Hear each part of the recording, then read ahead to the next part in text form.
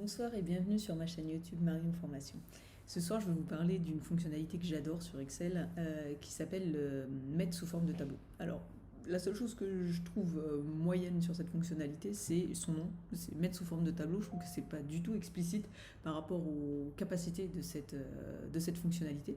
Donc, je vais tout de suite vous expliquer en fait à quoi ça sert.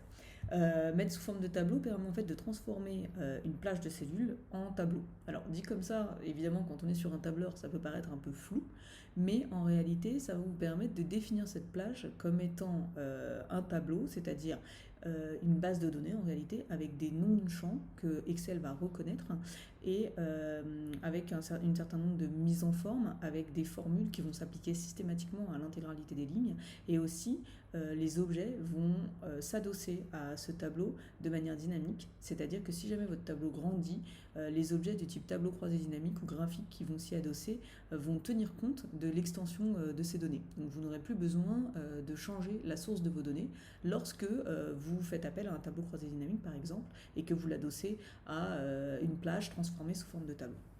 Donc tout de suite, je vous montre à quel endroit ça se passe. Donc pour mettre sous forme de tableau, vous avez une plage de données, voilà, donc c'est celle que j'ai déjà utilisée pour la mise en forme conditionnelle. Vous allez sélectionner l'intégralité de votre tableau de cette façon-là. Et sous l'onglet Accueil, vous avez ce bouton Mettre sous forme de tableau, qui est d'ailleurs juste à côté de la mise en forme conditionnelle. Donc ici, vous choisissez une mise en forme en fait en fonction de votre humeur. Et il va vous demander si jamais votre tableau comporte des entêtes et si jamais votre tableau va bien jusqu'à la ligne 31. Voilà pour mon cas. Donc c'est le cas. Je dis OK. Et là, vous allez voir apparaître ce que j'appelle un onglet de contexte. Un onglet de contexte, qu'est-ce que c'est? C'est ce petit onglet ici qui est en fait actif uniquement lorsque votre objet est actif. Donc en l'occurrence, l'objet tableau. Donc typiquement, si je clique à l'extérieur du tableau, l'onglet de contexte vient de disparaître. Je reclique à l'intérieur, hop, il apparaît.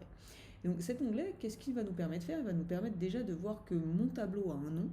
Donc ça veut dire que lorsque je vais créer un objet, il va appeler directement ce nom. Et donc du coup, si j'étends le nom, la plage de cellules à laquelle s'adosse ce nom, l'objet qui l'appelle va tenir compte de cette extension, ce qui est très intéressant.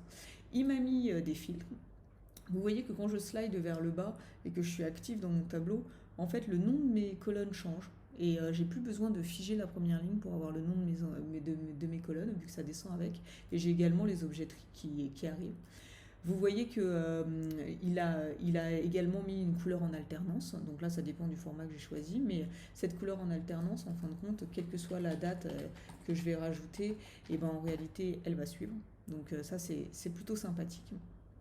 Ce qu'il va faire d'autre aussi, c'est que si jamais, par exemple, je veux rajouter un montant TVA ici, TVA, et vous voyez qu'automatiquement, mon tableau, il va s'agrandir d'une colonne. Il va partir du principe que tout ce que vous allez mettre qui est adjacent, donc en bas ou à droite du tableau, ça va agrandir. Et d'ailleurs, il va même vous proposer de revenir en arrière. Si jamais vous vous dites, bah non, en fait, je voulais pas que mon tableau il prenne une colonne de plus, c'était juste un commentaire que je voulais mettre ou quelque chose comme ça, eh bien, vous pouvez annuler le développement automatique du tableau. C'est très intéressant.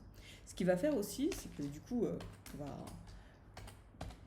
on va avoir la possibilité de faire une petite formule, donc égale. Et là, vous voyez que je viens de sélectionner la cellule C2. Et étant donné que je suis dans un tableau, il ne va pas m'inscrire C2. Il va m'inscrire entre crochets @montant. Ce qui signifie en fait qu'il va appeler le champ montant. Donc si jamais vous avez fait un petit peu de base de données, vous comprenez que l'intégralité des enregistrements, donc l'intégralité des lignes, la formule va s'appliquer sur le champ montant. Donc là, en l'occurrence, je vais multiplier mon champ montant par 1,2, étant donné que je cherche à augmenter du montant de la TVA mes ventes. Et quand je vais faire entrer, autre fonctionnalité très sympa du tableau dynamique, c'est que la formule s'est appliquée à l'intégralité du tableau.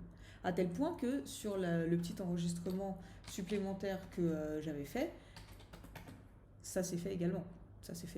Donc c'est vraiment une fonctionnalité qui est très sympa. Dans l'onglet de contexte, on a aussi pas mal de petites choses qui sont super sympas. Donc le nom, comme je vous le disais tout à l'heure, le bouton synthétisé avec tableau croisé dynamique, dans lequel on reviendra sur une seconde vidéo qui est très très très important. Un bouton supprimer les doublons qui est bien, mais qui est dangereux. parce qu'en fin de compte, quand vous cliquez sur supprimer les doublons, il faut bien sélectionner l'intégralité des champs et vous allez tout de suite comprendre pourquoi. Parce que si par exemple je ne sélectionne que moi, il va supprimer toutes les dates identiques. Donc il ne va garder qu'une seule occurrence par date, donc ce qui peut être potentiellement très dangereux. Donc il faut bien penser à sélectionner l'intégralité des colonnes. Et surtout, quand je vais faire OK, il va simplement me dire qu'il a trouvé 2 valeurs et qu'il en reste 29 uniques. Donc on ne sait pas ce qu'il a supprimé. Donc, potentiellement c'est dangereux parce que si jamais vous commencez à avoir des bases de données qui sont très très longues et que vous avez des doublons qui n'en sont pas, tout simplement, eh bien vous ne savez pas ce qu'il a supprimé. Donc il faut l'utiliser avec parcimonie. Vous avez le bouton convertir en plage qui est tout simplement revenir en arrière. Donc quand vous convertissez en plage, vous perdez les fonctionnalités tableau. La seule chose qui reste, ça va être la mise en forme. Vous avez la possibilité d'insérer un segment. Donc insérer un segment, c'est une fonctionnalité qu'on verra plus avant sur le tableau croisé dynamique. La possibilité d'actualiser, alors là c'est un petit peu plus poussé, c'est quand vous créez des liens en fait entre vos tableaux Excel ou entre vos tableaux Excel et des ERP et que vous allez piocher directement dans des bases de données en créant des liens de type e-series. Et là c'est un petit peu plus complexe, on n'abordera pas ça dans la vidéo, mais en fait c'est là que vous pouvez l'actualiser. Et ensuite la suite des fonctionnalités, c'est des fonctionnalités de mise en page. Vous avez la possibilité du coup de cocher ligne d'en-tête ou non. Si vous ne la cochez pas, en fin de compte, la ligne d'en-tête elle disparaît. Donc on va la garder quand même. Vous avez la possibilité de cocher la ligne des totaux. Alors la ligne des totaux elle est super sympa parce qu'en fait vous vous retrouvez avec une petite coche et vous allez pouvoir sélectionner la formule qui vous intéresse. Et c'est sympa parce que du coup vous n'avez pas besoin de retaper la formule tout de suite. Vous lui demandez la moyenne, il vous fait la moyenne. Vous lui demandez la somme, il vous fait la somme.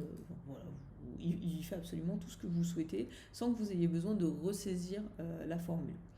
Vous avez la possibilité du coup de mettre des lignes à bande ou non, donc ça c'est la couleur en alternance, c'est plutôt sympa parce que ça rend les tableaux très lisibles. Idem pour la première, la dernière, vous mettez des colonnes à bande, vous pouvez tout simplement modifier ça. Et ajouter ou supprimer le bouton filtre. Si votre humeur change, vous pouvez changer les couleurs. Donc voilà, vous pouvez faire pas mal de petites choses.